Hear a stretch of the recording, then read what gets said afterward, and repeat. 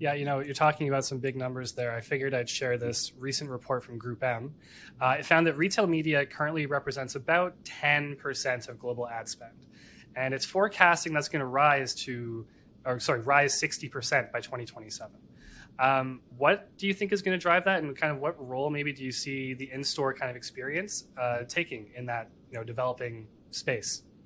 Right. I think, if we go back to the retail media, being established as a channel, it's really about reaching consumers where they are exhibiting some kind of purchasing or decision-making behavior. And typically that happens on an e-commerce site, especially over COVID, that became even more relevant and true.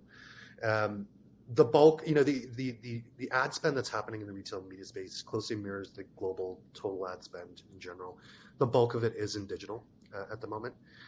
However, one of the things that we see is the relevance of reaching people in a physical space, and that became again highlighted by where were people during the COVID lockdown, and where were people after, and where are people today, and there are many studies we can track on or touch on a little bit later, but it really is people are spending more time in the physical environment. I think if we look at a Path to Purchase Institute study that was released a few months ago, if you look at someone like Walmart, for example, 125 million people are typically their monthly audience reach on their e-commerce site. If you compare that to the bricks and mortar or physical locations, they're actually reaching 212 million people per month. So that's almost double the number of people who are in the physical environment.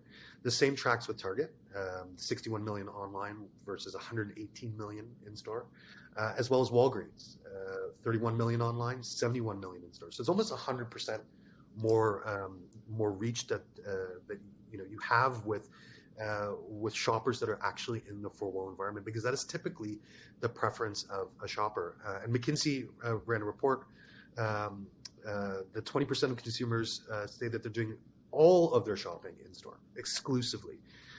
That is a huge number where there could be missed opportunities to reach those audiences in the physical environment.